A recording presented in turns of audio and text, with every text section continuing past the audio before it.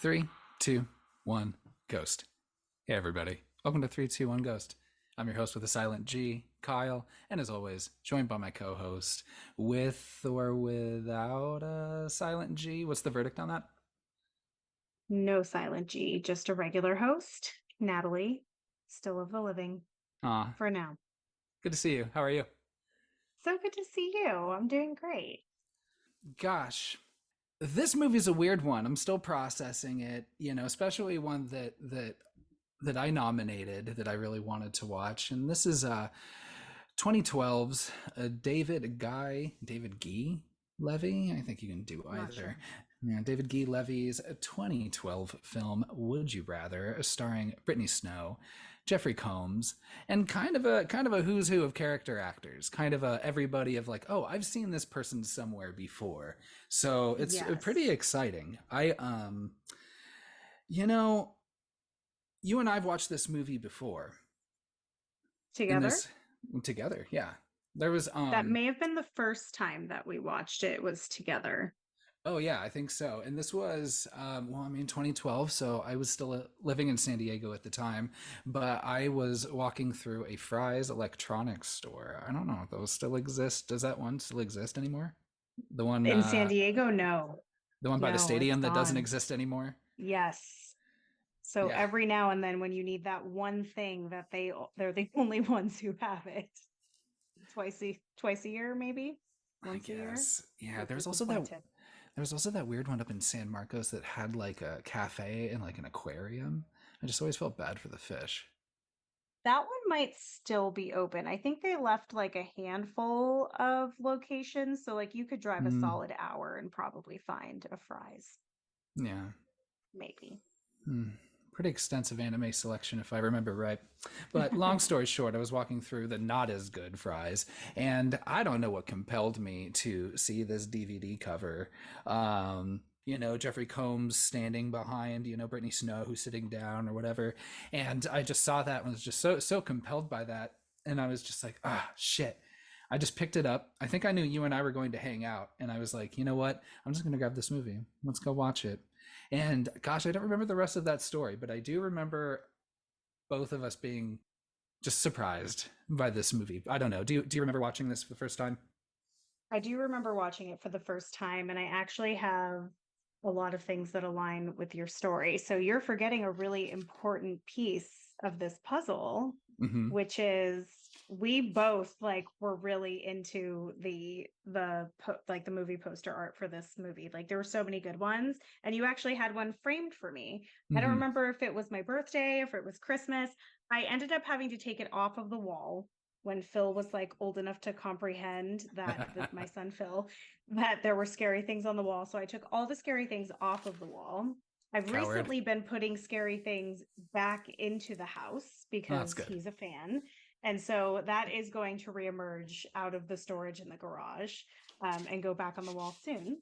So very excited about that.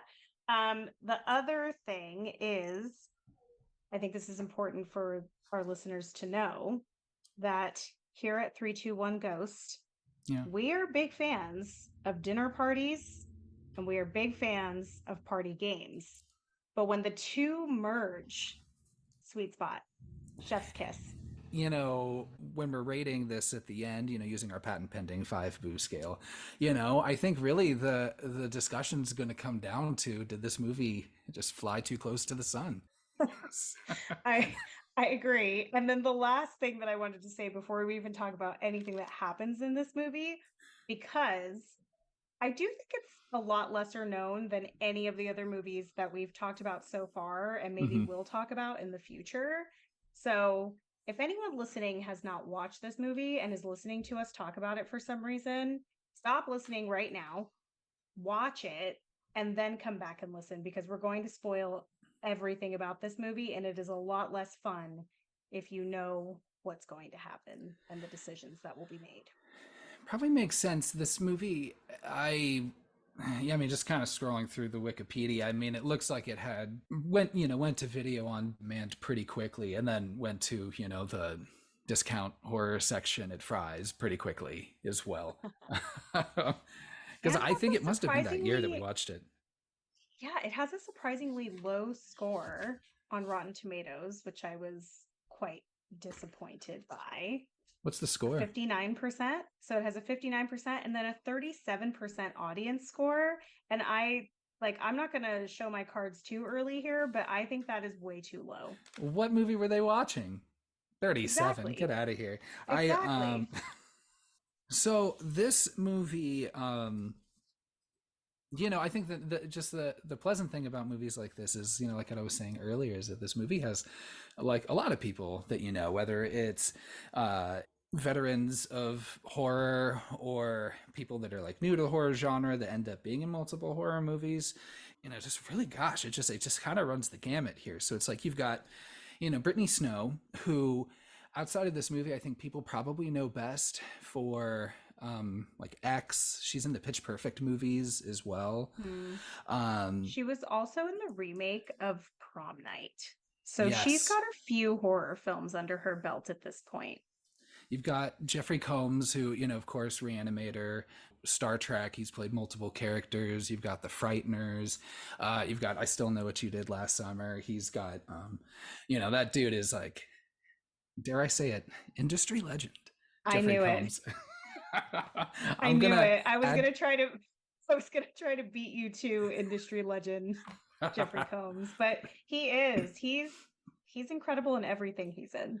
Oh yeah, and this particularly this, yeah, we'll get to it though. But so you've got Lawrence Gilliard Jr., who's I know from The Wire. He's been in supporting roles in a bunch of things. You've got, I'm gonna fuck up his name, like Enver Jokai, I'm not even who gonna is, attempt. yeah, he was in Agent Carter. He was also in Dollhouse. I don't know if you watched any of that. I did Um, watch Dollhouse and I highly recommend it. there you go. But he's great in that. You got John Hurd, who's the dad from Home Alone. Mm. You've got, Rob Wells, who's from Trailer Park Boys. You've got June Squibb, who was just nominated for an Oscar, I want to say like the year prior, the year after, for Nebraska. That one with Will Forte. Eddie Steeples, who is in My Name is Earl. You've got Sasha Grey, who's been in thousands of movies, too many to list here. Probably not many appropriate to list here, but she's got a very extensive, she's a musician. Wait, is she an adult film star? Is that why you said that? Shut up. Really? I did not. I didn't recognize her. I was try. I like. I was. I was. So I was going to Google her, and I was like, I don't know who this girl is. Yeah, careful when Googling her. I mean, well, I think she talks about it like, I mean, she has her own podcast now. She's like, I think, written a couple books. I know she's been in, well, I mean, she was in this. My wife told me that she was in Entourage, which I'm like, do you watch Entourage? Which I don't think she does, so I don't know. I think she Googled it. And then, and she's done a few other things, but yeah, here, I was gonna make the joke being He was that one of the few that I was like, I just don't recognize her from anything. That makes sense. She's extremely hot. So I was gonna make that okay. joke where it's like, and then Sasha Grey, who's feels like a face I've seen a million times. I just can't put my finger on it. Feels like a face I see every day. So, but I think the cast, is bad and stilted as the acting is, still pretty fun. I do like this group of people. Mm-hmm. I did like, as kind of one note as everybody was, and there's probably some superfluous characters you don't need, but I think I don't know. I still had a lot of fun, and like I said, like you were saying earlier, gosh, these, man, the dinner party movies and like game, sort of spooky game sort of situation movies, like, oh, I love them so much. It's my favorite sub genre of horror movies. Why? Wait. Why would it be sub I, genre? I don't know, because I guess it's like a two different subgenres. If you want to Okay, I separate see. dinner party and game. Yeah, I think you're right. I think they should be separated because I can think of a few where it's a game, but Right. not a dinner party. Maybe it's a sleepover. Yeah. And then you've got dinner parties that end up just being deadly. Deadly games, deadly dinner Yeah. party. I think that's the tagline. This movie, and I don't know, I guess I didn't put two and two together, and it feels I feel kind of dumb now, but would you would you consider this a torture porn movie? Oh my gosh, no. And when I was reading some of the reviews, it seemed like the people who didn't enjoy it thought it was supposed to be a torture porn film and were disappointed or thought that it went too light.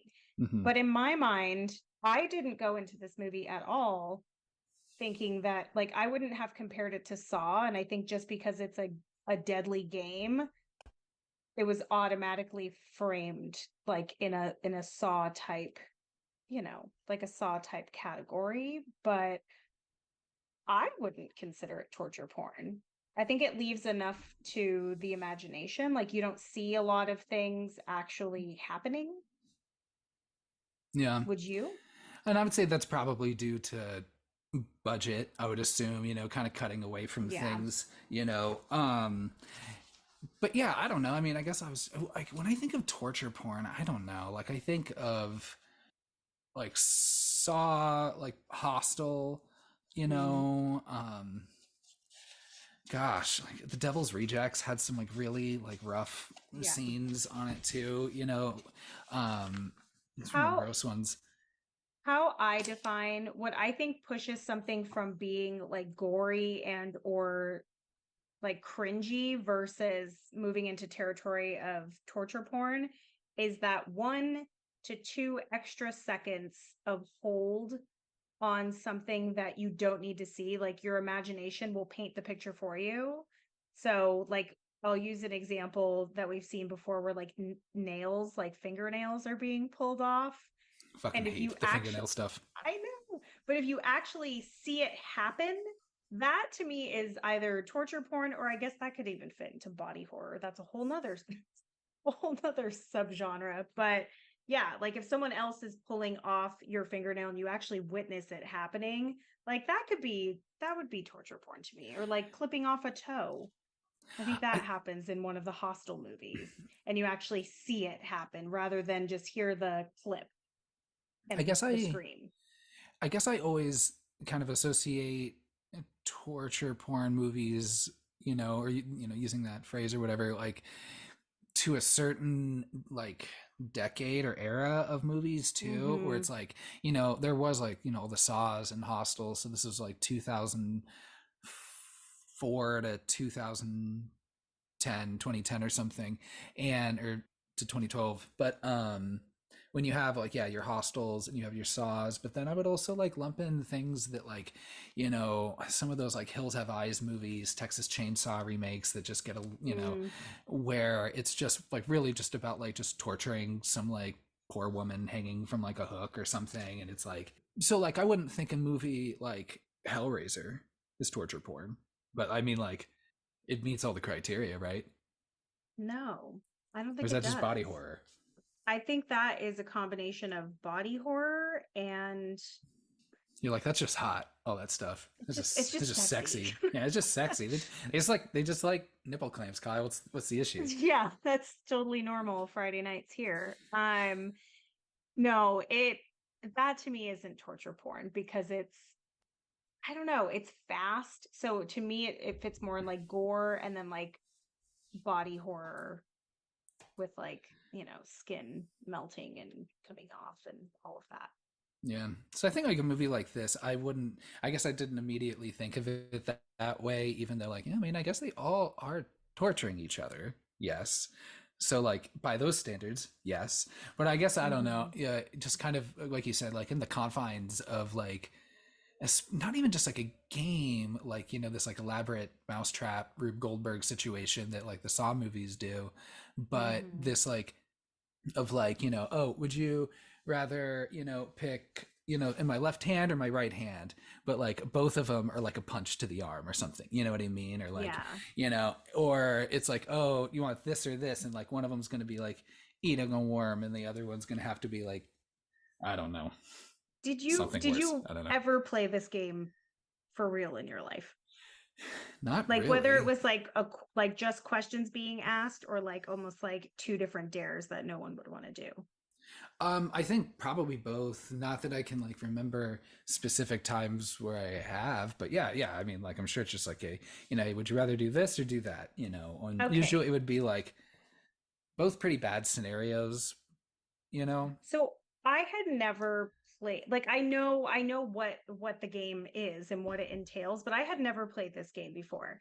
Apparently, Uh-huh. I promise not to tell too many mom stories, but my like first real life exposure to this game was through Phil. Apparently all the 7 and 8 year olds play Would You Rather at He did ask school. me to play that game with him once. Yes, and you were like, "Hell no," because this is what you thought it was, this movie. Yes. But he wants to play this game all the time with me, and he gives me these really dark scenarios. Like he's like, "Who would you rather lose? Like your brother or your mom?" And I'm like, "Oh my God, like no one wants to answer those questions. Where are you getting these dark concepts from?" So he'll ask like, or like, would you rather have no money but have like a plate, like a roof over your head? He gets like deep with it. So when I said, when he heard me say casually to Joel, my husband, that we were going to be watching Would You Rather, and he said, "Oh, I want to watch that." And I said, "Oh, no, absolutely not. Like, this is a really scary movie." And he's like, "I still want to watch that." And I was like, "No, it's like really scary." He's like, "Well, what is it about?" And I'm like, "Okay." Me just even telling him the premise, I'm like, this is going to scare him off for sure. So I give him the premise of like people go to a dinner party and they have to choose whether or not they want to like hurt themselves or hurt someone else, and people die and get electrocuted and stabbed. So I'm literally telling him all these things. Someone's going to call CPS on me. Yeah. And he goes, "Oh my God, that sounds great. Let's watch it right now." And I was like, proud horror mom moment, but no. It's like, no, you absolutely cannot watch this movie. And now it is downloaded or purchased on my Amazon Prime. So who knows what will happen from here? It's out of my hands. Um, but that's my first, long story short, that's been my first exposure to the game Would You Rather. Damn. Fun I dark don't know. stuff. Well, see, he's well preparing himself to join the Lambrick Foundation, or maybe he'd be pegged to win something like this. But Oh, man. so the so the movie opens up on Iris, played by Brittany Snow.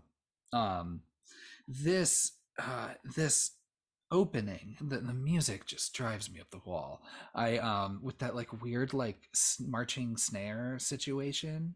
Oh, um interesting. oh, I could not handle that music. But kind of like cutting, and then kind of these interspersed shots of her applying for a restaurant job. Which And is the then world's most depressing interview. yeah, I mean, like I know he said he was the guy was being nice and was going to offer her a job, and he was like, "Oh yeah, you can at least be a host." I'm kind of curious, Mhm. like what job she was applying for initially. A server. Was it a server? Did she say that? Yeah, I Oh. think that he had said that. He was like, "I don't know, like without any restaurant experience, if we'd be able to bring you on." I think that was kind of part of the, maybe I was reading too much into it, but I think it's funny to like have someone who has no work experience, but she's like, "Oh, like I'm in college, like I'm a reliable person." And he's like, "We cannot have you as a server. Like maybe you could be a hostess." I really like that dynamic.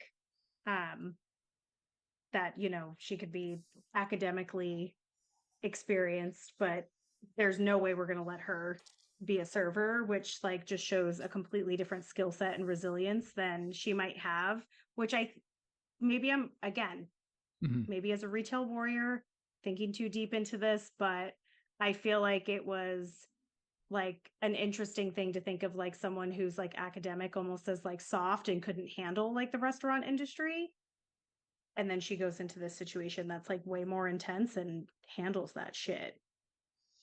Maybe. I don't Yeah. know. I thought a lot about the interview. I really did.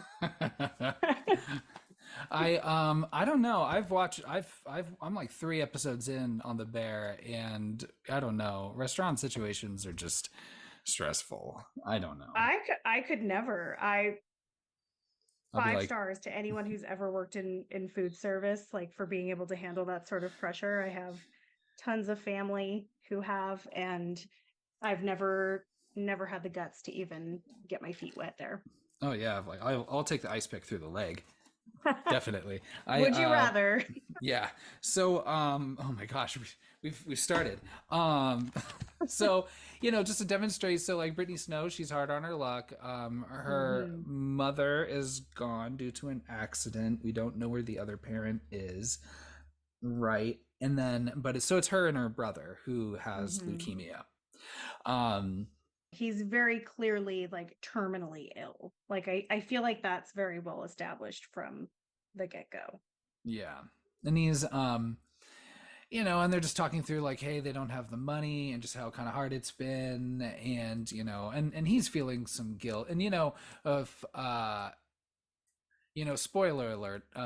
spoiler alert and trigger warning, we do talk about suicide in this episode, so just a Hmm. heads up on that, especially with the the odd way that it's handled in this movie. So just a trigger warning for everybody. But this brother's, he's seeing how tired she is. He's feeling guilty, and is like, hey, you need to take some time for yourself. And she is like, I'm not going to do that. I don't have time to do that. Blah, blah, blah. I want to focus on my brother. How can I turn my back on my brother? And she gets this call from her doctor, correct? Hmm. Well, not her doctor, his Doctor, doctor. his doctor, Dr. Braden. Yes. Braden. Lawrence Yeah. Gilliard Jr. from The Wire. Hmm. And says, hey, I've got a plan for, you to pay for your medical costs. At least the medical Hmm. costs for your brother, but I need you to come down here. We'll talk it through. And she agrees to go. And this I is when would. we, yeah, well, and that's the thing, like, and this is where she meets, she goes to the doctor's office and meets Jeffrey Combs, the Mr. Lambert. Wait, pause before you Sure. even get in this office. I Yeah. don't know how many times you've seen this movie, but I've seen it at least 4 or 5 times, maybe. Uh-huh. Maybe. First time I've ever noticed when when she's walking into the building, he Is it holds the door for Linda, the older woman who is at the dinner party. So she had just left the office and met with them as Iris was going in. they were both entering together. Oh, they were entering together. I thought she was Yeah. leaving. Okay. They were entering together, and So I meant to ask, is that Linda? it is Linda, Okay. but also they don't really say much about Linda's story, but I do think it's interesting that it's Dr. Barden, that Dr. Barden would be treating someone with leukemia, and then also Linda, who presumably is just elderly and paralyzed from the waist down. So, two Unless very different types of medicines to be practiced. maybe Just a thought. maybe there's multiple doctors or practices in the building. I don't know. Yeah, and he just kind of picks through all of them. Polyclinic situation. I don't know. Yeah, he Um. would have access to all of their files. So, So they.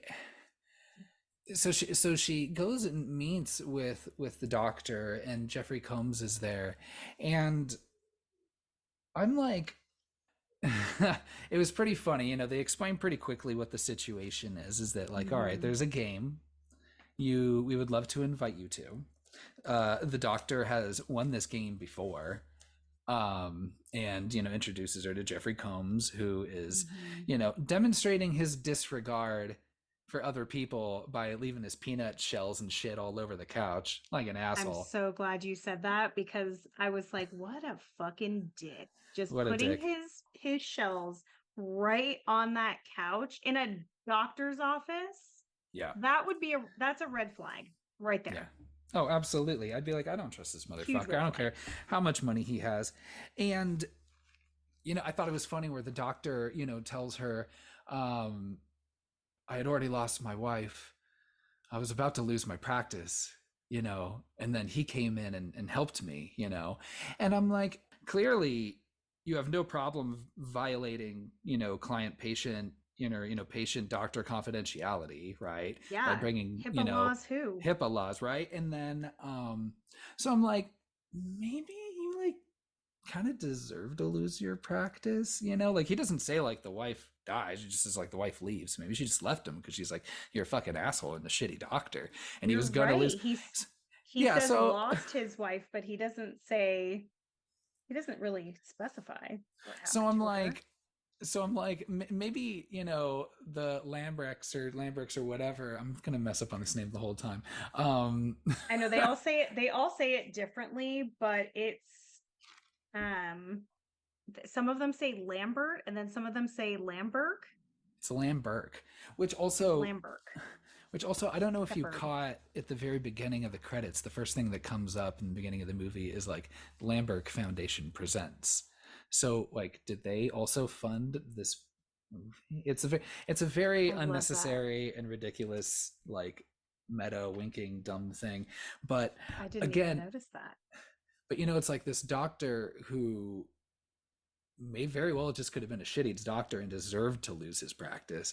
You know, I think of like Rob Wells, who, you know, alludes that he's a gambler. So you're assuming that he's there because of gambling debt. So he must not be a Mm-hmm. very good gambler, especially as we find out later on. So it's Yeah, like because the common denominator is just desperation, not necessarily that you need the money for a good deed.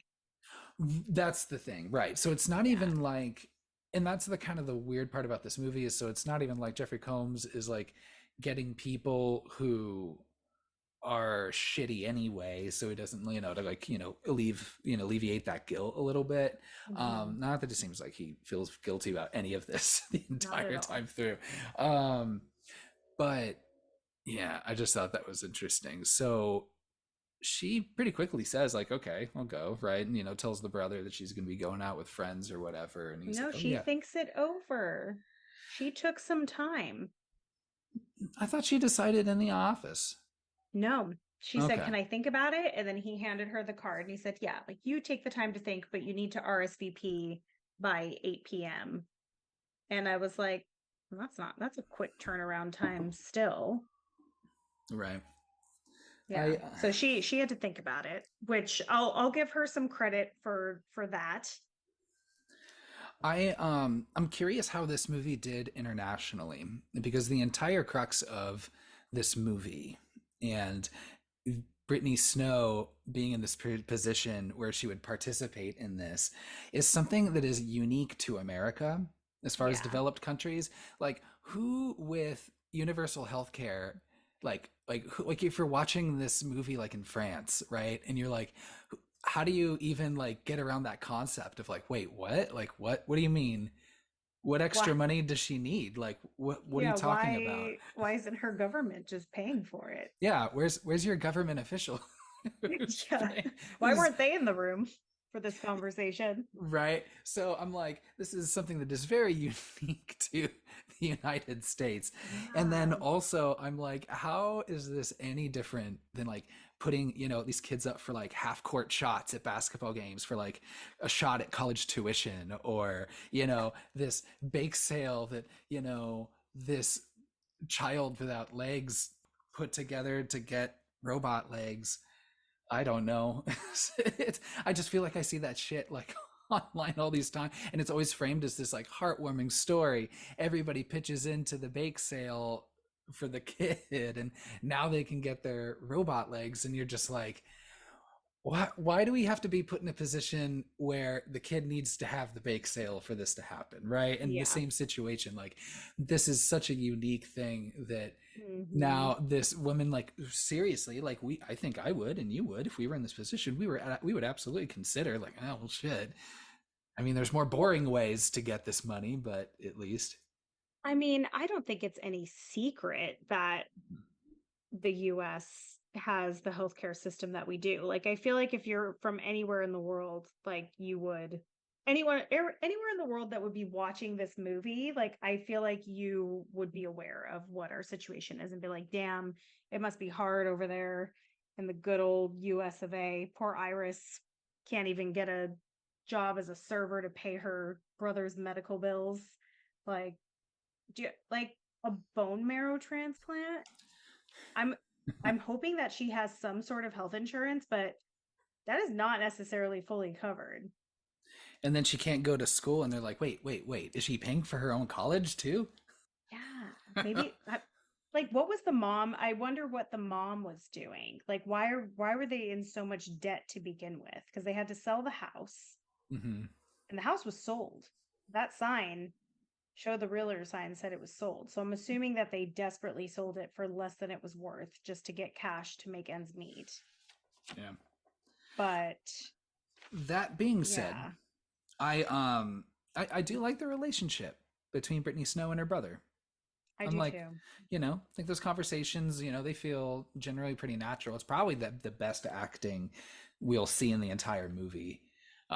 Is just these I scenes in the car and disagree. maybe in the kitchen between them. I think they do a really good job of they have good chemistry on screen as siblings and showing like love and like sharing sadness. Hmm. And I do agree that they're really good. They play really well off of each other. And I have a lot more thoughts about their relationship at the end of the movie too. Okay. Yeah. Um, so she decides, all right, let's do it. Tells her brother, I'm going to go out with friends, for the night. Don't wait up for me. He's like, all right, sounds good. He's got his plans. And she gets picked up. And I said, and the same thing, I didn't figure out where it was from, but I swear I've seen this house before, like where she gets picked up from. It does look familiar. For some reason, I think it might be the house from Megan, Oh, which I don't know. But that's a pretty wild guess, though, off the top of my head. But it reminds me of it. so she gets picked up and taken to, this haunted mansion. She's like, I don't know how long this car ride is because she's like sleeping in the car. And I just would, as great advice as a woman who got in a car with a man that you've never met before to a place that you don't know where you're going, please don't fall asleep in a car. Don't do that. Like I feel like her character should be smarter than that. Like I won't even give count points against her for going to this event because in her mind it's a charity event with games. I'm thinking reality TV, like right. something like that. So like I would do it too in that desperate of a situation. Like I'm Mm, with her up until this point of falling asleep. Like you'd be so nervous and uncomfortable. Like I feel like that would keep you awake. I know. I So mean, like any, yeah, any person, yeah. feeling weird. I mean, you can just like text your Lyft trip, to somebody, right? I'm like, there's got to be a similar situation. Yeah. She Um, said she has friends. So let's just tell those friends, hey, like just in case this is the last place that I was going to. so she goes and she's the last guest to arrive. Love the Clue vibes here. All of this Mhm. is great. Like I said, I love dinner parties, especially when there's violence and murder involved. So this is all fantastic for me. I love this. You're introduced to everybody, um, and Through Lucas and Cal. They're right. both going through the roster of everybody and kind of giving Iris little warnings here and there. Hmm. Just like any good party, everyone puts their keys in a bowl. I feel like I did that plenty at Keggers. Uh, Yeah, but it's their keys and their phones for discretion. the phone, If I don't you're know if I would have done. That'd be tough. and also weren't they were driven there. So that would be their house keys that they're putting into that bowl because they didn't drive their cars. So they wouldn't be able to leave. So it's not a sobriety thing. That to me is another red flag. Like I get that it's a discretion thing, but I don't know. Like that bothered me too. Yeah. So, I did like the music's much better here. I wrote a This, note of that too. The music cue when they enter the dining room, it's so good. yeah, and like I said, like I said, that opening music with the weird, just kind of computerized snare roll or whatever is very weird. But yeah, here's where it gets like really good. So Hmm. that is Chef's Kiss, Yeah. music. I love it so much. Um, and then they sit down and then you're introduced to everybody again, as well as Jeffrey Combs, as well as what's his butler's name, Bevers. Bevins. Bevins. Yeah. Got it. I keep thinking of the baseball player Rafael Devers, and then I keep calling him Bevers, but it's Bevins. It's Bevins. So it's a couple shades off. But Mm-hmm. so and they serve dinner. Steak and potatoes. It's classic. Mm-hmm. And then we get to our first would you rather situation. Is this really a would you rather situation or just more of like a, I dare you to do this or a transaction? That to me is a dare, and something that you just breezed over that I think is extremely important to address is that the doctor is very clearly getting paid because they go back to that cut into the Yeah. office with um Shepard and the doctor, and he hands him like an envelope that makes a sound when it lands on the desk, which means that that's enough money to slap that table for his discretion. And he kind of shows a little moment of weakness there. And they also introduce Julian, his son, Oh gosh, early yeah. on, and he's like giving him a verbal warning of like, we can't have any of the shenanigans of last time. And what is that actor's name that plays Um Julian? I I didn't didn't write down his name. I didn't write down his name. The only other thing I know he's in is he plays the Penguin in this like In Batman Gotham. spin-off TV. Yeah. Yeah. He And looks like a villain. His he face looks evil to me.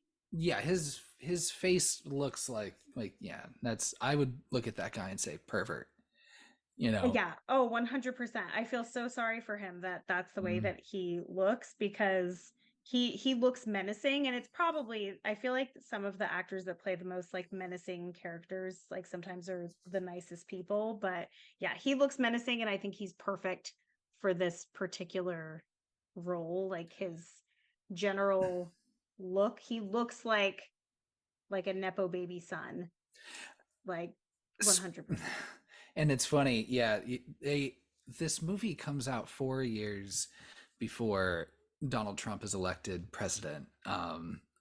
And I was watching this and I was like, okay, maybe even before the torture parts, right? But at least this dinner party scene where, you know, he's like saying like, you know, I'll see if you're really vegetarian. I'll throw money at you. I'll see if you break. Mm-hmm. Everyone has a price. And like making like the recovering alcoholic, like, you know, drink, you know, Mm-hmm. the scotch or whatever. I'm like, and then just like the pervert weirdo son, just like giggling and cackling like a jackass, you know, Yeah. and I'm just like, wonder how many dinners like this happened at the White House from 2016 to 2020. And I'm like, I don't know. That's Oh just how gosh. that's just how I imagine it. Like so, and just from the rest of the movie, I was just like Yeah. thinking like Jeffrey Combs is just like it's just like a He's the Donald Trump Trump. dinner. Yeah, because especially just this complete lack of like you know explanation for like why he's doing this. I mean, like he explains it. It's just a Yeah. non-explanation, but Yeah. he just like talks I nonsense and loves to torture people because it's funny and yeah.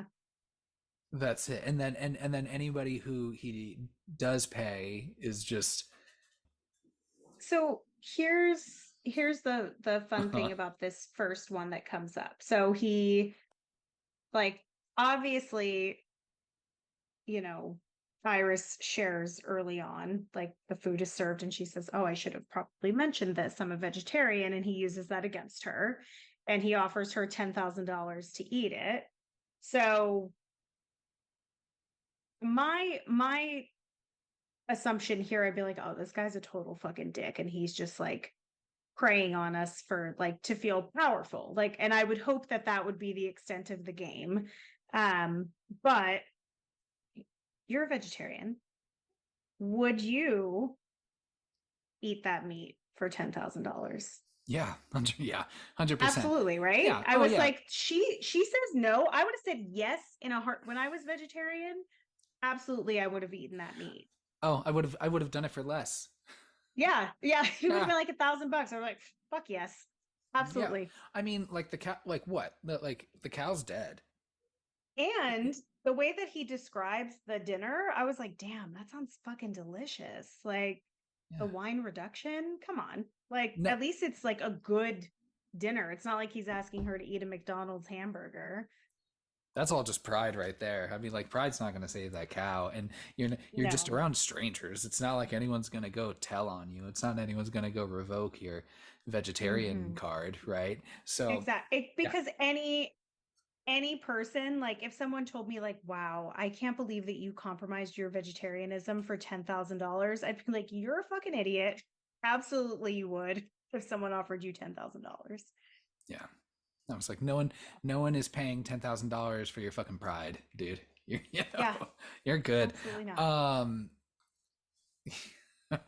the only other thing though is like, I know that if it was chicken, absolutely. Like red meat, right? Isn't that like there's like an enzyme that's like, after you haven't been eating it for a long time, it's a little harder, so it might make you sick. But I think Hmm. even then, there's kind of a range on how For that ten even thousand affects dollars, people. girl, go through the vomiting and shitting. Oh It's yeah, worth it. Like, absolutely. yeah, still worth that. Hmm. Yeah. I if someone said, hey, if I could like I'm just gonna give you food poisoning for 24 hours, will you take $10,000? Absolutely. Yeah. We've Hmm. we've all been there. Yeah. Yeah, but it definitely sets the scene for how shitty Jeffrey Combs is in this Yeah. entire movie. The way he's like giggling and saying like decades of, what does he say? Like devout vegetarianism. The way that he says it, like to really just really let it sink in that she's like swallowing her pride for money and that $10,000 means nothing to him. Yeah. I now the next one, John Hurd, Home Alone dad, it Love very him. correctly says this is totally different. Because Jeffrey Combs is like, Yeah, how is this any different?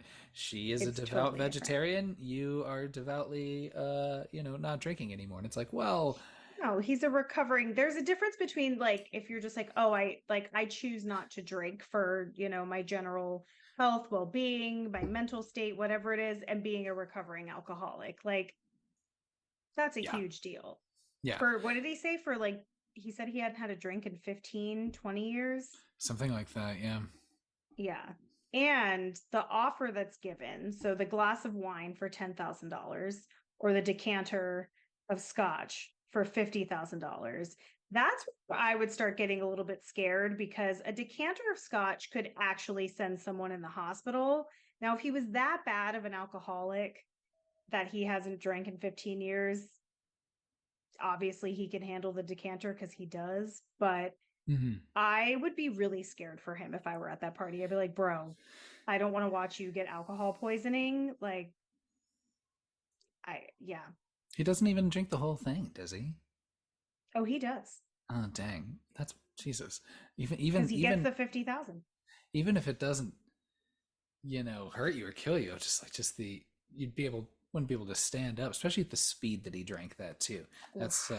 ugh, gosh, That that's had to gross. have been like 15 minutes in like real time, not in movie time. Yeah. Yeah. Now, and maybe then I will excuse his decision later on to stay, because Well, he's shit faced at that point.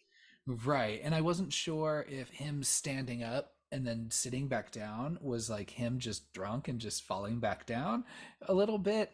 Maybe it's a little half and half, or it's like him being like, you know what, fuck it, I'll stay. But even then, he's pretty intoxicated. So he's the only one that gets a pass because he had his 50K. Like, okay, I would have been like, oh, Yeah. absolutely, I'm going to get out of here. I'm going to, But I have to know, would you have drank the decanter for 50K or would you have just drank the glass of wine for 10K? Because I'm thinking you're more likely to win all the other games and get the big prize if you're not completely shit faced. He has no idea what kind of games they're going to be faced with. Like, what if it was like physical sports or something like that? Like he would have lost.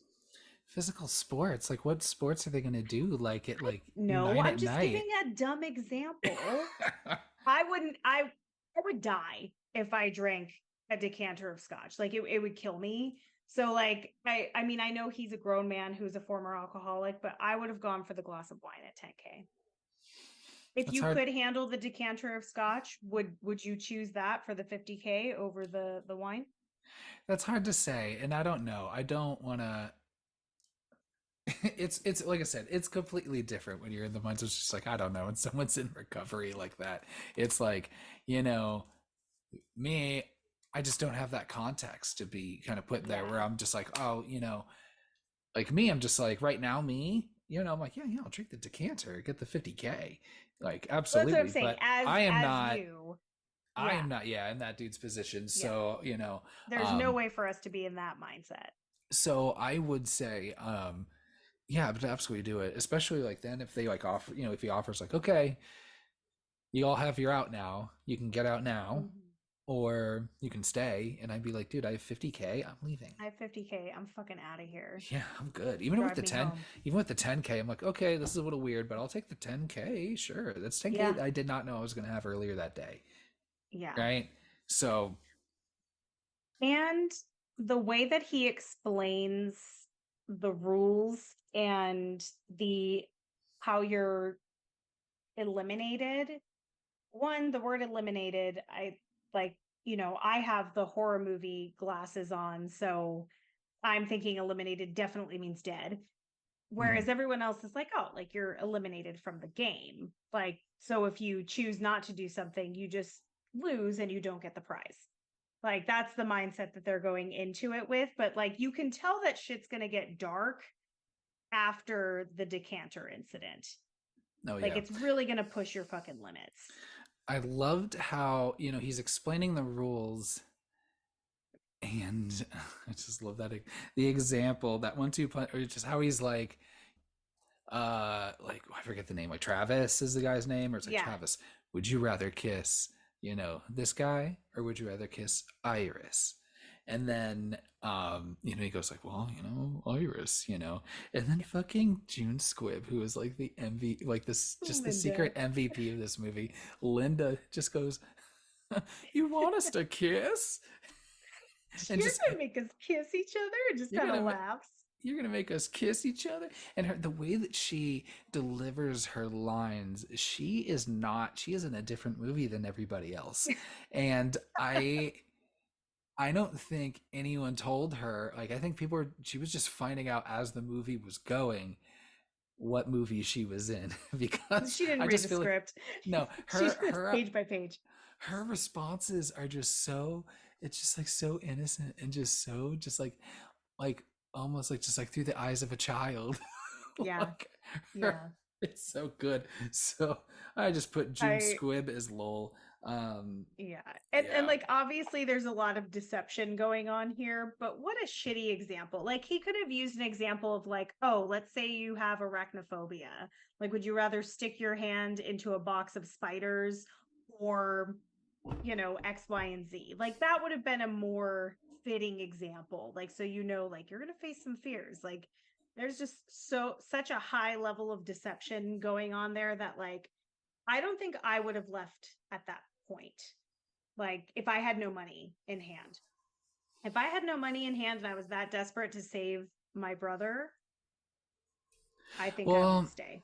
yeah, to be fair, because it didn't get violent at that point, like No. yet, right? It was just gonna be like, okay, you're just gonna make me like do something fucking humiliating and Yeah, shitty. you're going to get shamed Yeah. and swallow your pride for the money. But yeah, if I had the 50K or the 10K, I'd be like, no, this is already weird enough. I'm good. I'm leaving. Mhm. I do like you know, the question we ask the Elon Musks and the Jeff Bezoses and the whatevers, the Mark Zuckerbergs of the world. Um, why don't you just help all of us? Yeah. And then Yeah. Jeffrey Combs goes into his dumb non-answer of, I'm fascinated by choice and by the decision Yeah. is the crux of the, I don't even know what the fuck he was saying. I'm not even close to, paraphrasing it, but I just love that. It just reminds me of like, it's like Elon Musk being like, I could solve world hunger. And everyone's like, well, okay, cool. Why don't you? And Yeah, then he's go like, for it, man. oh, We would love that. well, uh, yeah, well, it's this and this and this. I can just imagine him like responding that Yeah. way. And just like, yeah, every billionaire just thinking like, oh yeah, I guess I could Yeah. just do the opposite. Or I could just like buy Twitter and fire people and be shitty and just be really obnoxious and demeaning to people. Yeah, Like this is Jeffrey a Combs in great this movie. it's a great example of having way too much money and not knowing what the fuck to do with it. So you're just like, you know what? Like, why not go hunt men on an island? Like, why not? Yeah. I've got enough cash for it. This Um, this movie is ahead of its time in some ways, I think, for the reflection of just where I see our billionaires going. I yeah, don't think we're far off. yeah. So they go into the first would you rather circle around, right? And it First starts with real game. the first real game, right? With Cal Mm-hmm. and who they put like a the little electrocution little headset Mm-hmm. situation on him, kind of like, no, I guess it's not like the thing like Ghostbusters, um that he like hooks him up to in the beginning, but kind of similar situation. And Yeah. then who else does he put it on? Does he put it on Sasha Grey, or does he put it Amy. on, oh yeah, Amy, right? And Yeah. then you know Cal being a nice guy. Now this is, so you said you have it kind of written down what everyone's choices are kind of when it gets to this point, right? I do. So I think this one is the most interesting to, to talk about Mm-hmm. because you've got the dynamic of him being a man and her being a woman, Yeah. and him having to choose who's getting electrocuted and not fully knowing how powerful the electrocution is because they're the first ones that are posed, or he's the first one that's posed with this decision. I'm going to be real. I would have chose her to see how strong the shock was. I absolutely would not have done it on myself first. No way. Hmm. Yeah. I'd be Gosh. so scared. Like I would feel extremely guilty.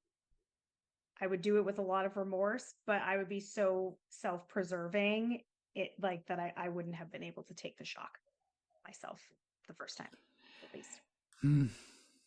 Yeah, you really kind of, and I guess you're kind of hoping to set the standard there for like, hey, if I just shock myself, maybe everyone else will be cool about it. We just shock ourselves and we, try to have some solidarity. But quickly that goes off the rails, and that does not work that way. Well, I think he made the right choice given like I think that's a good way to like set the scene of like I'm not going to hurt someone else. I'm a good person. But yeah, it does go off the rails pretty quickly, but I out of fear, like if I'm not making it into the dentist for a cleaning without anxiety, there's no way that I'm electrocuting myself. It's just not going to happen. I know. Gosh. And then, so what, they put it then like on Amy and then June Squibb, Then yeah, then it or moves on Linda. to Amy. So we're going around the table to Amy. She gets the choice to electrocute herself or Linda, who is much older. Yeah. So would most likely have like could die from the same amount of electrocution that Cal took. And Amy doesn't even let him finish the question. She fucking smashes that button so fast, like she's on a game show. Yeah, I mean, because the way it's working, like that'll be like, hey, that means I don't have to be shocked Yeah. this whole time, and she's thinking longevity, right? So, Yeah. So we clearly see that she's self-preserving without remorse. She wants the win. poor Linda, right? Who Poor then shock? Linda. Who does? He makes the right choice. Shocks Rob Wells. Rob Hmm. Wells shocks himself, so he gets it twice, right? Yeah. I Yeah, wouldn't take the second shock. I would pass it to the next person. yeah, I know. It's just like, Once I knew, not weak, but like once I knew you could survive it, I yeah, wouldn't do it to someone a second time around and or like someone else when it was my turn again, if it happened again. yeah. Yeah. Um, In the middle of this electrocution round, it cuts to Dr. Barden grabbing his gun, and I feel like it's such a weird thing and it just breaks. It takes me out of the suspense of the whole situation because it's the first time shit's really escalating. So you're like, whoa, yeah, what the fuck's going to happen next? And all of a sudden you're just in his house and you're like, okay, obviously we were setting him up to feel remorse and come, save the day. Um, but yeah, I wasn't happy about that cut because then you jump back into the electrocution circle and I'm trying to think. I don't remember if it skips someone. Well, remember it skips John Hurd because he's dead. They did shoot him when he was trying to get out after they agreed Mm-hmm. to stay. Yep. Forgot to Yep. mention Yep. that. And then, they yeah, because then it goes to the guy sitting across from Rob Wells. I forget that dude's name. Um gosh, Travis. Travis, is that Travis, right? Travis is the war vet. And then Travis is the dude next to him is like, he's like, you got me, I can do it, That's so he Lucas. passes, yeah, so he passes it on to Mm-hmm. Lucas gets shocked, and then Lucas shocks himself instead of Mm-hmm. Iris, and then Cal then shocks Iris. But No, again, Iris shocks herself. She's given the choice to shock herself or Cal, and she shocks herself. then who does Cal shock? Her? So she gets a choice. I don't know. No, because Cal already made his choice at the beginning because he mm, was the I, first. I It thought that was ended a. at Iris. Oh, right, and that's what it was. But Mm-hmm. they did put it Yeah. back on him again, right? Yeah, that's what it Yes, was. they put Sorry, it you're back right. on him at And the end, so he's the shockee. damn, Lucas, like, just I wouldn't have fucking gave a shit about sparing Iris, man. Finding out kind of that she's not going to give two fucks about him later. Lucas is I think, my least favorite character, and Yeah, it's because he's like, and maybe it's because I'm too weak to be that character, but he's so like on this high horse of like don't hurt others and like quick to help people make their decisions, and I'm like, bro, you need to fucking step back. Like, yeah. it's a high pressure situation and everybody's going to make the decisions that they're going to make. Like, I think you just need to let it roll and stop trying to reason. Also, you don't know when you're going to get shot in the head for saying the wrong thing, so I'd be zipping it up. Unless he was like trying to be helpful or appear to be helpful, but really like it was like him just trying to manipulate the game so he could win or whatever. That would have Ah, been much smarter than what happens. But I agree, yeah. Because then it's like, oh, you know how to do a tourniquet. You know where to stab people, like, or like where the major arteries are. Like, he's yeah. useful. Don't kill him. um then they uh so they go around and then they transition to the ice pick as well as this like whipping stick. um And important to note that Travis mouths off to at the Julian Penguin, yeah. before this round, and literally, yes, at the Penguin, and it's an ice pick. Full circle.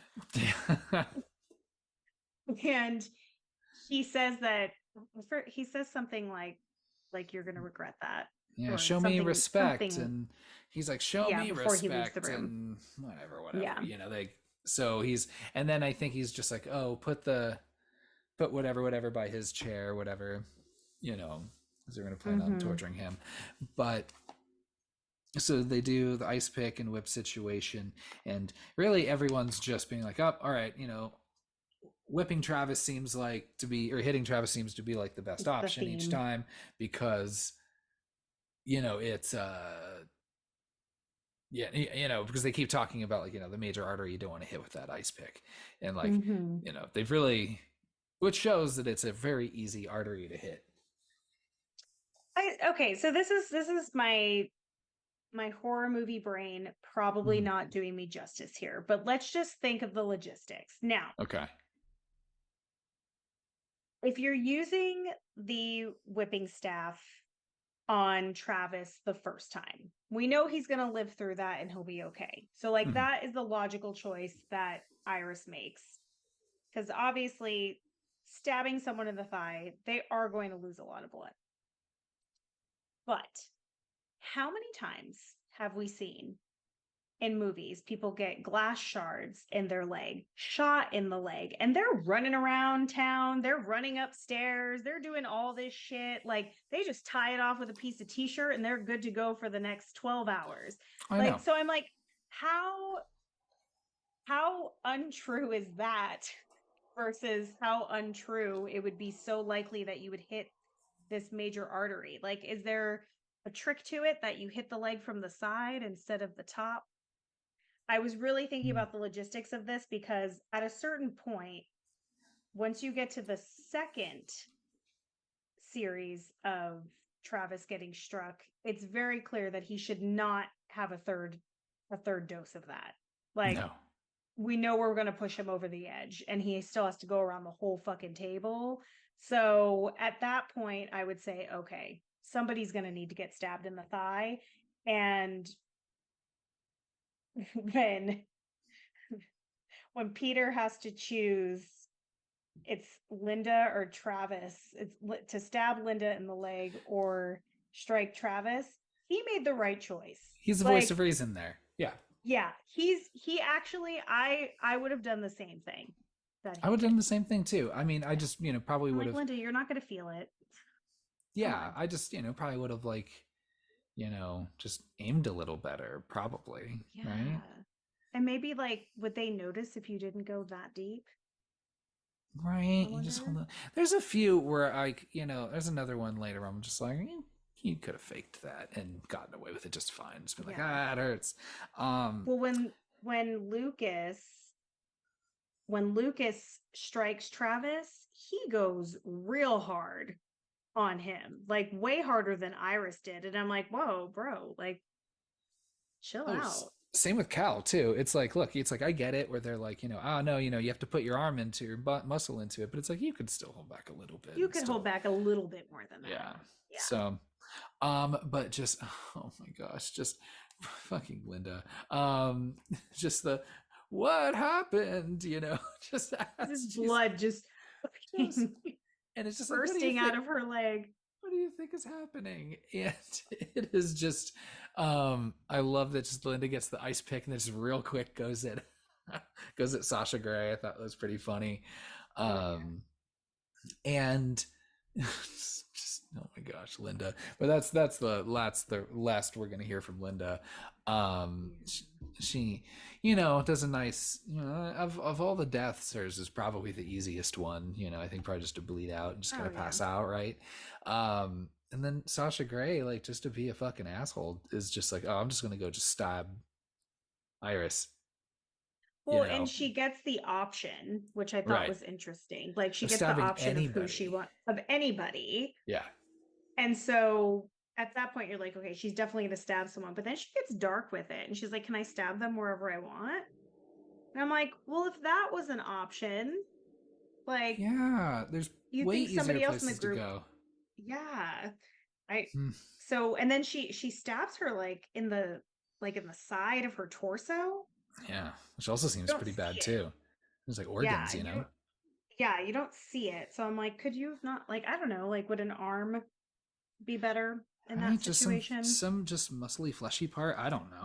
I feel like that doctor really should have guided people through that a little better. So I'm a little fuzzy.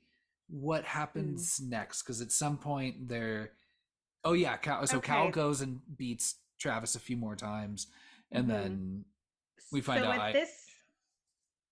At this point, this is where, it's Cal's turn. He chooses to, hit Travis. To strike Travis, and knowing full well that Travis is not going to make it out of that, and Travis is not dead. So I wonder if he made it out alive. He's not dead. He's dragged out of the room, and that's when Lucas says, make a run for it. Right. And they all then escape. They don't all escape the room. So Iris escapes the room. Amy stays in the room and does not meddle or do anything with anyone else. Mm-hmm. Lucas is fighting in the room, correct? Yeah, everybody else stays in the room except for Iris. And Cal tries to attack Jeffrey Combs with the ice pick, which gets him shot.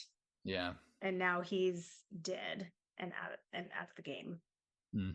And then at that point, they all have to wait for Iris to try to escape because they can't start the game until she's back or dead, presumably.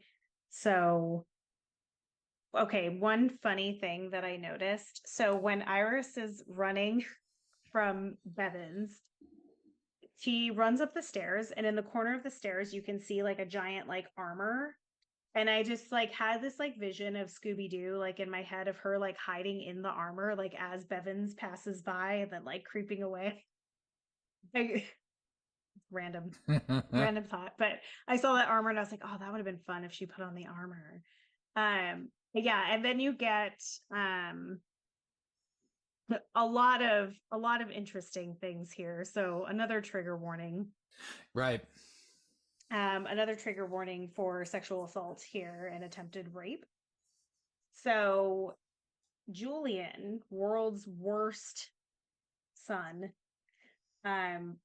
intentionally says, like, I'll go help chase her, like when he leaves the room, because he knows, he's like, there's a woman on the loose in the house. Like, this is my opportunity. Like, that's really, really fucked up that like he is just extreme predator mode, like literally hunting her, which is terrifying. Like, and then you've got, so he attacks her, and Dr. Barden pops on the scene, and wait, she actually, no, she She stabs him first. She gets away first. she fights him off, and what I Well, thought, so I say, I wrote down, Iris runs away, gets caught by the penguin, and he says, you know, why are you trying this and this and this? And he's like, even if you got away and told, whoever, he says, no one's going to believe you. And I'm like, yeah. how,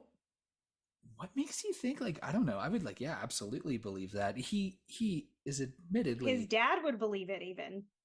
Like, everybody would believe it. he knows what he's capable of. Yeah. Yeah. So I don't know. That's But she does pretty, a great job. She knees him in the nuts and yeah, then stabs him in the thigh with the ice pick.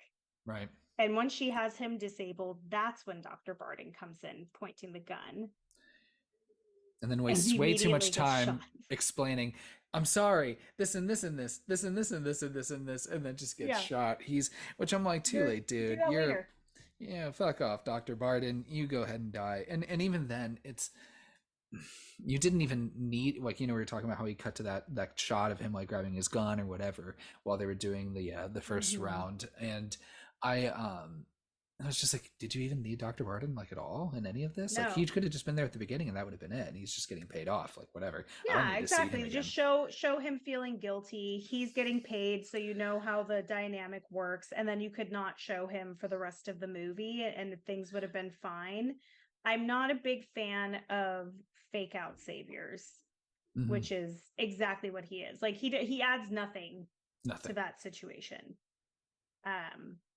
Could have deleted It those just scenes says entirely. absolutely. And then Bevins is like, oh shit, like, I see what's going on here. Who is Bevins and what is, like, they don't I want to explain I want to know anything. his backstory so much, because clearly he's engaged, like, because he's like, oh, whatever it is, like the card doesn't get picked of something, and he's like, maybe next year, Bevins. And Bevins is like, oh yeah, like, he's Right? disappointed. Yeah, like, so he's enjoying this. What is this relationship? And then, like, and they don't explain any of it, nor did they really explain like anyone's background outside of like some very, well, I mean, gosh, I don't know. So I mean, but so they make it back to they bring Iris back to the game. Mm-hmm. And I do appreciate all of these, kind of like torture things that just keep getting like pulled out. Like, it's like, like AV Club Day in like, elementary school, where it's like reading Rainbow Day. Rolling carts with, yeah, with torture instruments. Right. Or like the rolling cart with that like thing that, like, that light that projects onto the wall. So like, I don't know. It's pretty funny. Not a projector, but Yeah. And and I'm assuming the only reason why Iris is still alive and able to participate in the game is because of Julian's indiscretion. Yeah. Because Amy's pissed that she didn't get shot for trying to run off. And again, you just kind of, like Jeffrey Combs just not being very clear about the rules for, which should be a very simple game of Would You Rather. I mean, I appreciate that he makes the exception given the hijinks and the indiscretion, but Mm. but I can also see why Amy would get mad too. It'd be like, hey, look, it's rules are rules. We get, if we want things to be interpreted, I don't know. Yeah, he's like, it's my fucking game. Like, I make the rules. Yeah, he's like, And I get to do what I want. Doesn't matter. it's such an interesting dynamic that he apologizes to Iris for Julian's actions and also at the same time excuses them because of his mother's death. So like it just such a weird dynamic there, but also like this villainous moral compass where torturing people physically, like through pain and, you know, shame and all of those things and death is fine. But he has this line in the sand where he's like, but not this, and apologizes in the world's worst apology. But I just thought that was such a strange character trait to give him. Like I didn't really understand the reasoning behind that. I don't understand the reasoning behind a lot of this movie, but but she gets back, right? And we do the barrel and envelope situation, right? Which is my Um favorite. yeah, which is a fun one. I So it starts with who goes first here? Okay, so we start with Peter, right? Peter. So we Right, start with because Peter, and he's the gambler. So he's like going through all these scenarios in his head of like, okay, like, I'm a gambler. Like the obvious choice would be, this. And he's like going through all the stakes in his head and he decides to go for the envelope, which 2 minutes in a barrel versus a mysterious envelope where you're given the impression that maybe it's something harmless. I don't know. What would you have chosen in that situation? well, that's the thing because he says like, or you can pick something that's in the envelope, some worse, some relatively harmless. And I'm like, I don't know which ones are relatively harmless compared to that.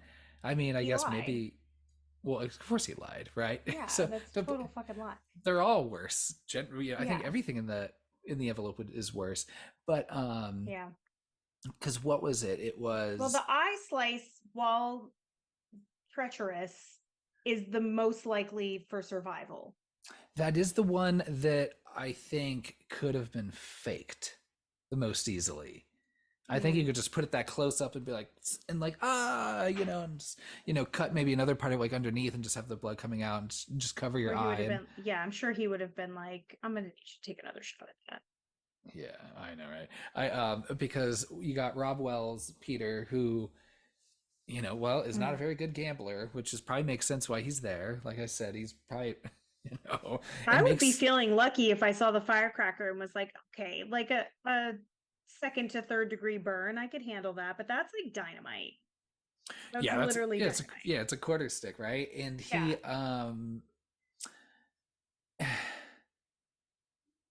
he and oh my gosh, sorry, what was I going to say here, but I don't know, like 2 minutes. I don't think I could do 2 minutes, but the I know he mentions that it's not even close to the world record. Let me look this up. World record We're holding skipping the breath. research team this time. Yeah, we don't need them. We're just getting straight to, hey, sorry, research team. We still need you. Do you want to guess what the record is? Yes. Yeah. He said it's not even close. Yeah. And there was a card with 4 minutes on it. Mm-hmm. 4 minutes and 45 seconds. No, it is 24 minutes and 37 seconds. No way. How? You probably have to practice and work your way up to that. I'm not going to do any more research How? beyond that. Okay, that we're sending to the research team because that is what, like, you're a SEAL at that point. What? and Not a Navy SEAL, an actual SEAL. and check this short. Check this out. Also, I don't know, just this random site is also telling me that in short, the average, I feel like Joe Rogan, we'll just find some random site and just lean on that. In short, the average healthy person can hold their breath for 3 to 5 minutes. So I'm like, so I would be taking, if I knew that, I'd be like, I think I got to take the 2 minutes. It's going to be really uncomfortable. Maybe I'll pass out before I like start Now, like drowning. But th- and this is where like we lose Peter because he has a heart attack after his hand is blown off, which is fair. definitely fair. Yeah, it's valid. Um, After seeing what was in Peter's envelope, and yes, I am going to switch between the words envelope and envelope. Sure. What It's a free country. would you then choose the card or the barrel? Because after seeing that, I would choose that fucking barrel and take my chances because my thought process was the same thing. 2 minutes, even if you, let's say you make it the 2 minutes and you pass out, you might inhale water. They're going to try to resuscitate you. We've seen them like test to see if people can still play the game. So Mm-hmm. I feel like if you inhaled water and they were like, oh, I think they're still alive, maybe they would do some sort of CPR on me. I don't know, but I would go for the 2 minutes over the card. I go the 2 minutes over the card every single time because what you find out, right? Yeah. So Peter dies, and then Lucas Oh, has to Lucas. slice his eye, right? And then, And then he Sasha, freaks out too. His reaction, I think that's his best acting, is when he freaks out because I would be doing the same thing. he's so calm and collected for everything up until that point. And then He just is. then he's just like, I can't do it. I can't do it. And you're just like, I'm like, am I supposed to like start feeling like bad? Like, I don't know. It's like, because then he's like, he sounds pretty convincing, but the acting's been so bad the whole time where it's like, I don't know. I just felt uncomfortable the whole time. And I was like, just get it over with, bro. Just stop complaining. Yeah. Just do it. You've made it this far, especially Yeah. because you don't have to blow up your hand.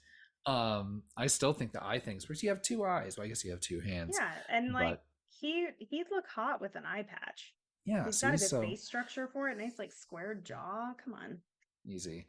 And um of course, and then you go to Iris, who then I guess at some She point they she didn't started even think about that card. She got up so fast to go to that barrel, which I commend her for. smart decision. Mm-hmm. So we were just talking about Iris doing it. We would absolutely pick the barrel, right? Yes. And she does a pretty great job. Like she's not coughing afterwards or anything. I was impressed. Oh yeah, I'd be delirious and throwing up and gasping and I mean, it says, a healthy person 3 to 5 minutes. I'm probably not. I'm probably not in that range there. I have you ever watched a movie that has a scene that takes place underwater and you realize that the scene is going for a long time and they haven't taken a breath, and so I've done this many times. You rewind and start at the beginning of the scene and try to hold your breath with Hmm. the characters. I fail every single time. Like I don't think I'm making it past 60 seconds. Yeah. And I mean, that's comfort level though, not survival. So who knows what you could actually do. And you're also not like swimming or doing any physical activity. You're literally just holding your breath. Yeah. So that also plays a factor. But I was really impressed by Iris there. I was like, okay, I see you. Like, strong competitor there. And then I love that Lucas has to know what was in her card. Oh yeah. And and that Jeffrey Combs allows it. He's like, yeah, sure, why not? Just for funsies. Like, Yeah. He's like, yeah, sure, fuck it, go with it. oh, And it we was would have pretty had to bad. pull all of your teeth. I would have yeah, no, still would have taken that. Yeah, I don't know. The underwater thing, it's man, I think drowning has always freaked me out since I don't know how much Sonic the Hedgehog you play, but I'm so used to Mario where you can just be underwater all day. I mean, well, most Oh yeah. Mario games. And then Sonic the Hedgehog is like fucking stressful. If you're not eating up those air bubbles that pop up every now and then that do that whoop whoop. or like whatever sound that Yeah. makes. Oh, it starts playing that super like stressful music, and it Oh starts getting yeah, the faster and music ramps faster. up. So I'm just thinking of like that is like she's being held underwater, you know, She's and having all those dramatic flashback. It's like about her brother talking about his nightmares of her and a bunch of people being stuck under a boat. I was like, what is that? He had a vision? Like what, I why was that guess relevant? I have no idea, but she makes it though. You know, Yeah. gosh, and then Sasha Grey still goes for the envelope after all of that. Like, why would you go for the envelope now that you've seen what all Well, the envelopes are? you know why she went for the envelope. He said, so I feel like it was so strategic. So um Jeffrey Combs says to her, Alludes to her backstory. alludes to her backstory and says, how long did your husband have to hold your daughter like under when he drowned her? And it's like, whoa, that is a dark backstory. Like your Yeah, husband drowned your daughter? I That's know. wild. And like she avoids the barrel because of that, but I'm like, you saw what all three other cards had. Yeah. Why would you choose that? She was doing great up until that point, and she gets 4 minutes. Yeah, that's fucked Ugh. up. Which is still like, and like he says, it's like, hey, it's within the range of a healthy person, and not even close to the world record. So, you know, Not even close at all. You could watch a whole episode of Parks and Recreation, I do like the holding your awe, breath. the awe Jeffrey Combs has, um, when Iris does survive it. He's just like, wow, Yeah. dang, that's designed to drown people. Yeah. And I'm like, it's a bucket of water. I mean, like, Yeah. I guess It's anything like with a large amount of water is probably could be yeah, used to that do that that. was pretty good. And he's disappointed when Amy dies because he's like, damn, if you would have asked me in the beginning, I would have pegged her the winner. And I probably would have too. you know, I think there's a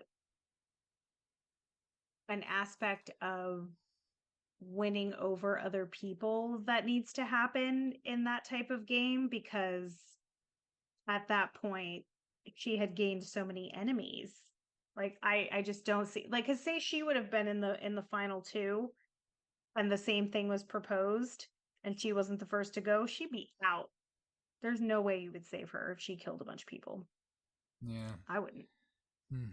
It's just the politics of it. It's like Mm. Lost. No, no. What's the other one? Survivor. I was going to say RuPaul's Drag Race All Stars That's the one because too. they have to vote each other off. RuPaul is the only of those three that I've watched, so I don't know why I used the other two as examples. I also thought it was that weird thing where like Jeffrey Combs tells Peter like, you know, it could be a dud. You never know, maybe. And then Peter's like, if it's a dud, do I have to go again? And then of course, you know, Jeffrey Combs making his own rules as he goes. It's like, nah, you're good. But I'm Yeah. like, He's like, it's what, not. what, It's not a what? dud. Again, man, just the poor gambling decisions. It's like, what chances do you think that thing's going to be a dud? Well, and also I wonder if there was a chance and Jeffrey Combs just does that for his own surprise and delight. Like maybe 1 out of 100 of those is a dud. And he's like, oh, there it is. He got it. Found it. Look at you. Huh. Wow. Lucky. Well, We should yeah. hit the casino. Dang. Yeah, I know. And so like I feel like the movie kind of, you know, stutters a little bit here because you go from, you know, like a pretty good round to Mm-hmm. then you have two people left. You've got Lucas and Iris left in this game, Mm-hmm. you know, and they sit each other across, you know, or they sit them across from each other, and it's pretty simple, right? Where it's just like, here you Mm-hmm. go, Iris. Here's his But he gun. says, I like that he says, like, the first player gets an advantage here. So they flip the coin and Iris is given first pick. So in this situation, if she said, like, oh, let's both leave, would they have then passed it to Lucas and make him do the same choice, because that would be the fair way to do it, right? I guess it never Or got to is that Jeffrey point. Combs just doing more of his misleading language where he's like, oh, the first turn has an advantage, but the advantage is you get to decide how the game ends. Probably the goof. He's so silly. I know. What a stop. Hey, stop joshing. Come on.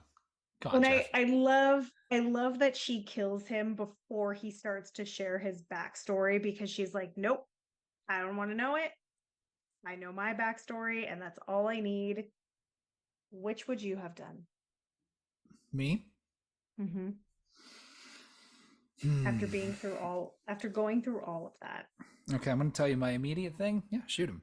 Absolutely. Yeah, that's my immediate thought as well. Made it this far. You know what? Mm-hmm. Fuck it. And it's and then but the challenge though is because again the rules are so vague. I wouldn't want, like, if I'm like, look, if I like, am I getting away with this like scot free? Am I cool? Yeah, like, are you gonna like pin this murder on me? Yeah. Like like I think she says at one point, just like, oh, at least when he's talking about Iris, Jeffrey Combs is saying, like, gosh, she's got no family, no one who's going to be looking for her. It's perfect, So I mean, you're assuming everybody else is in that same predicament, which is just a lot of a lot of variables a lot of variables and qualifications to meet to join. So, and again, just no idea how often he does these parties. Is it annually? He said he references last year. Okay, so annually, and he says next year to Bevins. Yeah. So I'm assuming this is an annual event. Mm-hmm. So, yeah. Oh, definitely, I would shoot him. You would too? Yeah. Yeah, I would shoot him. After being through all of that, if I had come that far and I knew that was the only option for, gosh, really, almost any of my family members' survival, like, I think I would have shot him.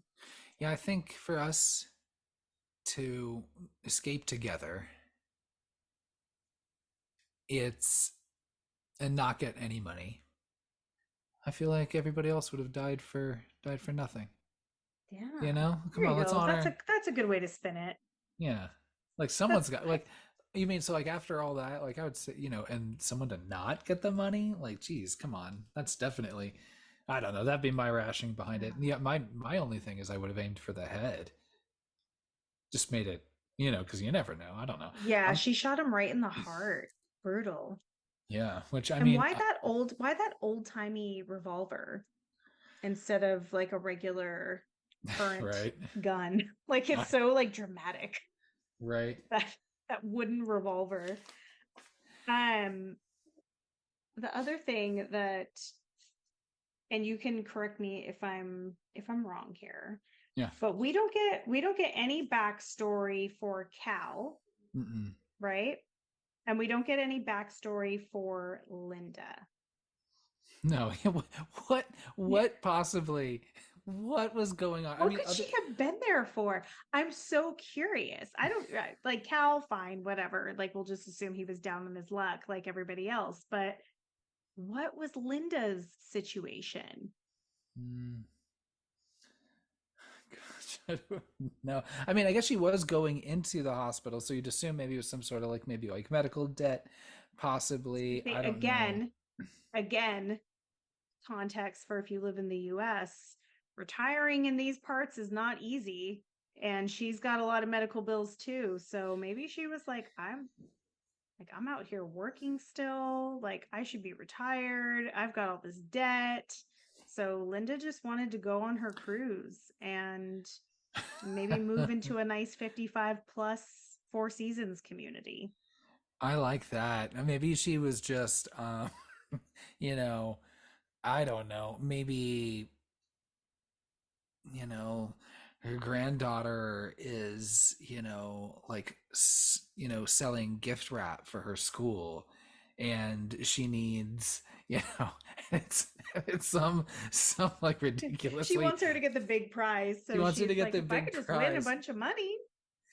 I love, and then it's probably just like a pretty, like, not that bad. I mean, I don't know how much it costs for every single gift wrap in that thing. I don't know. I think I remember selling gift wrap but Oh it could be a yeah. lot. But I'm curious to see like what the total money that be, because I just like the idea of it's like, Linda's doing it for like it's a pretty nominal fee, like not that much money. Like she She doesn't need.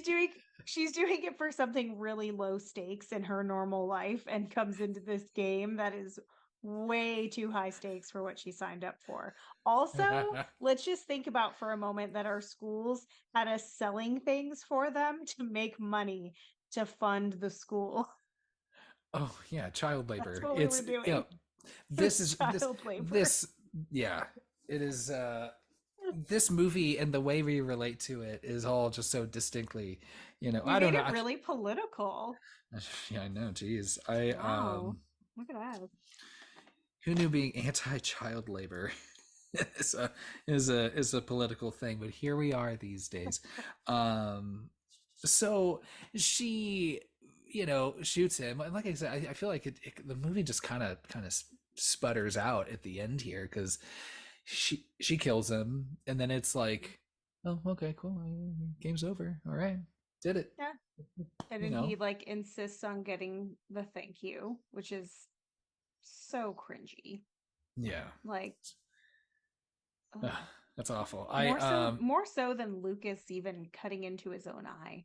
Like that, and he's like, I think a thank you is in order. I'd be like, do I have to say thank you to keep the money? Is this another would you rather situation? right. Because fuck you. Oh no. Oh man, I and then she goes home and then gets, she checks on her brother who's like, on the Doesn't go to the side. hospital Doesn't go to for the her hospital. wound. Yeah, she's been Interesting stabbed. choice. Um and she is just like, all right, I'm just gonna like just take a shower, wipe this off me, rest, blah blah blah blah blah blah blah. And and again, just fuck. And then she goes to see her brother, and then to find out that he has overdosed on um, prescription medication. And you see the bottle next to Lots of it. him, lots of it, and see that he has passed away Mhm. and has taken his own life. And it's like just the weird, like just how I don't know.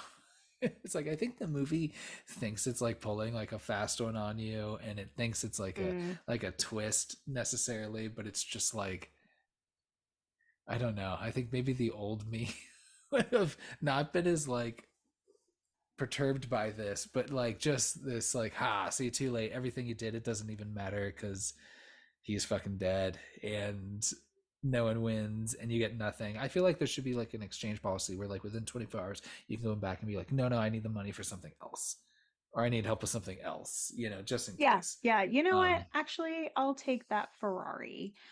Um, yeah, okay, so the first time that I watched this, I remember being like, oh, like that's a cheap twist or like a cheap right. trick that the brother is gone. Not like the Um, acclaimed pop punk pop rock band Cheap Trick, but yes, yes. But this time, okay, I looked at it through a different lens. And I was trying to make it like more heartfelt than it probably is.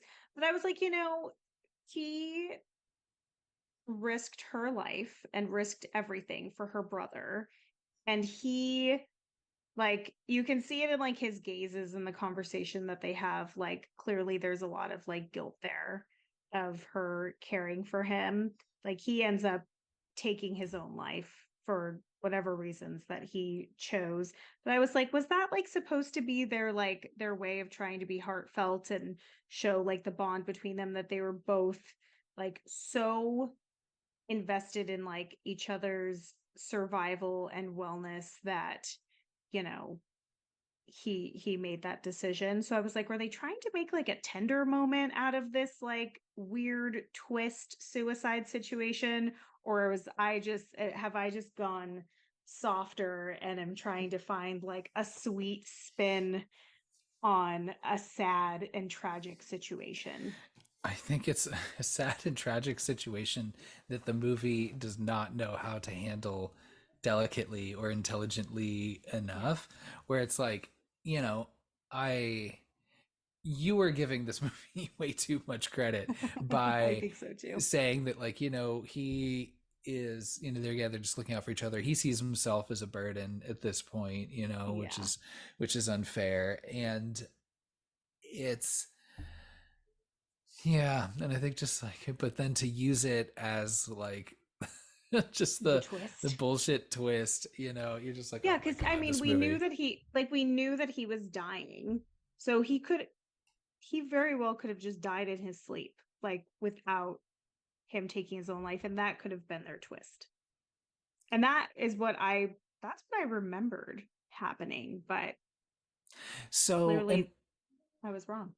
I just imagine the prep work that it would take. I mean, Jeffrey Combs must have already had to have found the the donor match, right? Like to Hmm. even begin like approaching her with any of that. Yeah. So, yeah, he must have. Well, I guess I don't know. You have that kind of money. I'm just Actually, trying to think. yeah, if you have that kind of money, you could find that donor real fast, I I would guess assume. I just 'Cause wouldn't even trust. there's always someone at the ready, but they go to, whoever's on the waiting list first. Right. But yeah, so the movie just kind of abruptly, you know, just kind of sputters to an end and just just ends there. Yeah.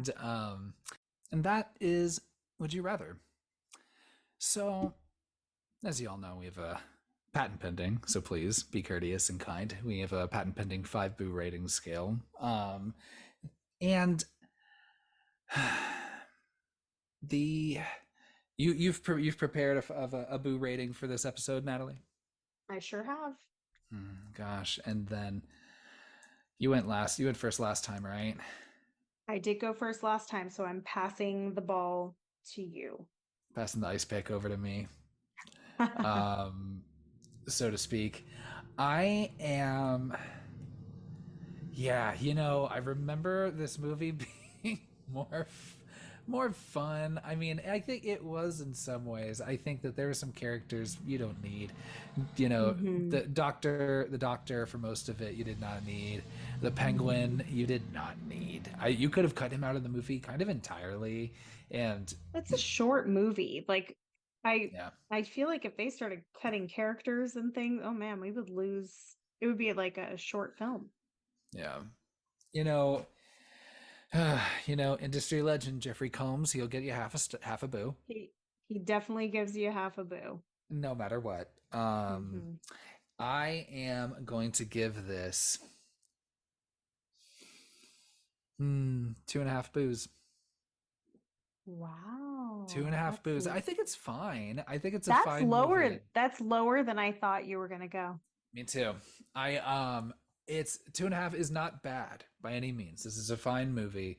I think when it starts getting into like the not so great, it's gonna be the 1.5 ones. Like even a 2 boo movie is like, whatever. It's fine.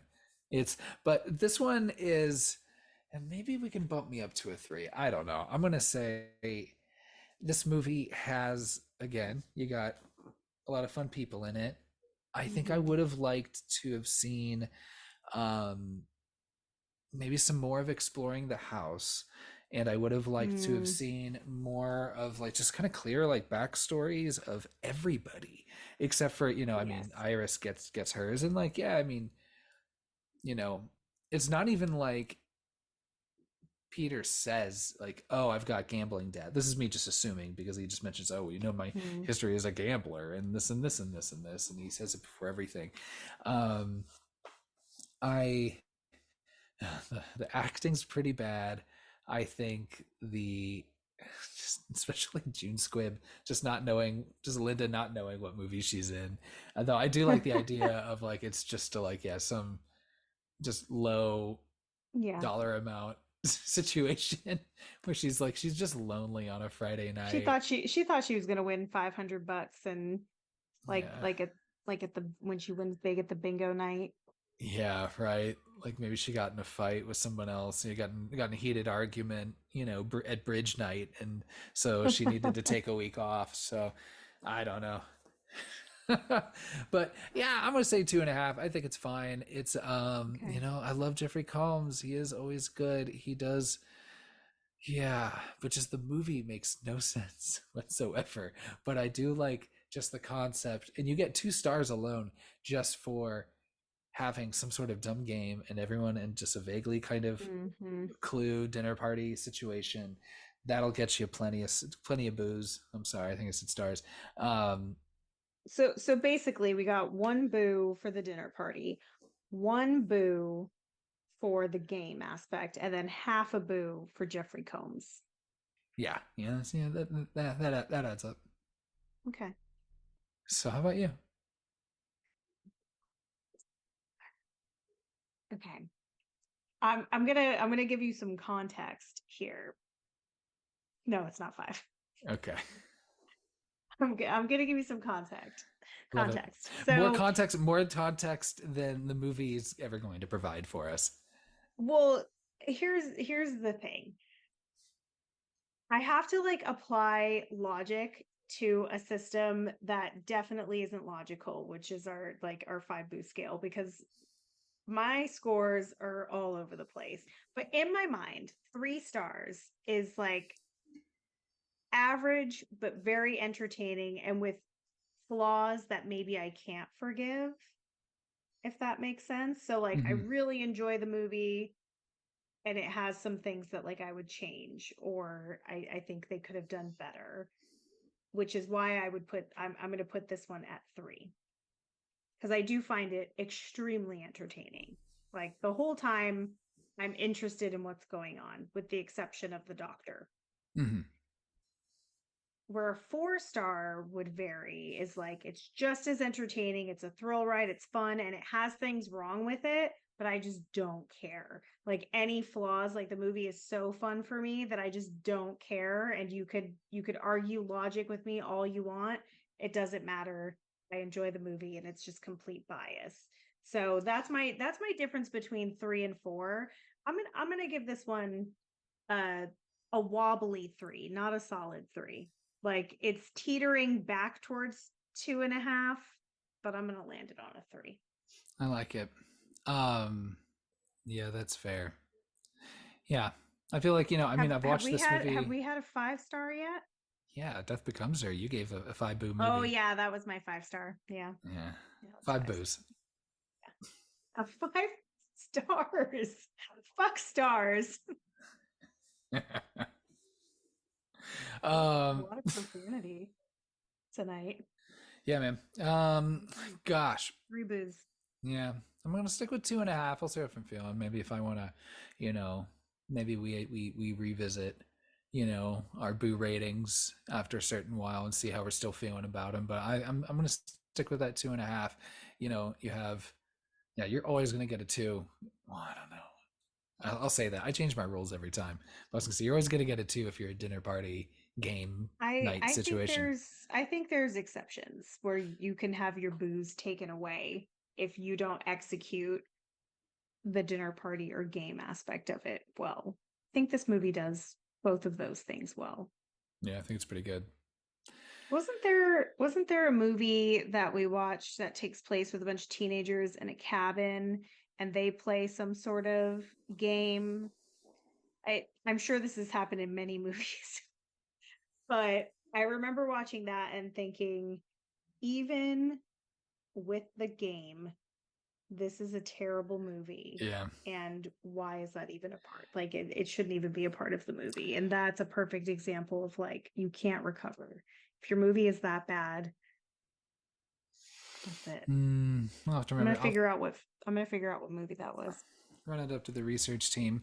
I know which one you're talking about because I remember just the game itself being pretty convoluted. Which I mean, as Yes. even compared to this, like how just the rules he just makes up as he goes. But um, yeah, I don't know. Yeah, gosh, I always feel like we're generally pretty close. I feel like we're always like I mean, maybe between Death Becomes Her because you had such a high. I feel like we're always kind of Hmm. within a boo, half a boo. So I like it. Yeah. Yeah. I'll I it will be interesting when we get to a movie where we don't have a similar rating. Hmm. There's a few of them on my list that I think that you would rate higher than I would. That would be quite controversial. I think so. That are on our list. I did like Urban Legend quite a lot. You did like Urban Legend quite a lot, and the more more about Urban Legend for a moment. The more I think about it, I was like, okay, Urban Legend is really fun. Urban Legend Final Cut is rough to watch. There's a third one that I don't know if you've ever seen, but I've never seen it. It's Mm-mm. called Urban Legend Bloody Mary. It's a supernatural killer, not a person. So it completely shifts from a slasher to like a ghost. Is it like a situation? The third, I Know What You Did Last Summer, I think is also supernatural. Yes. I'll Always Know What You Did Last Summer. Yeah. That's a terrible movie. Yeah, it was. Yeah, We, we did we watch that did watch together. it. Oh, it's so bad. Yeah, don't worry, we won't cover that here. I can't see Yeah, I am it. curious to watch Urban Legend Bloody Mary, but I don't know that we'll have a full conversation. Yeah, geez. Well, I'll watch it with you. Just wanted to throw that one out there. Anything else you want to touch base on regarding Would You Rather? No, Yeah, me neither. I think that about covered it. I think we're pretty thorough. Okay, one more thing. One more thing. All right. Brittany Snow in this movie compared to, and I know these are two completely different roles, but her growth as an actress between this movie and X She was great in is X. tremendous, because in X she is like my favorite thing Oh about yeah, that movie. Like, she's my favorite person. I just love her character. I think she's so great in it. So lots of growth on Brittany Snow's part, because I wasn't like I didn't have anything against her at this point, but I wasn't really a fan. And X made me a fan of her. yeah. I think she's probably the most compelling person, especially even Yeah. even when you have Mia Goth playing those two characters there. I think Yeah, I liked Brittany Snow's character a lot. I agree. Yeah, Yeah. So I just wanted to give her a shout out. good for her. Yeah, we're Brittany Snow fans here. Yeah. Yeah. Okay, everybody. Appreciate y'all. Thanks for sticking around. Thanks for hearing us out. Uh, gosh, thanks, Natalie. Take care. Thanks, Kyle. Have a good night. You too. 3, 2, 1, ghost.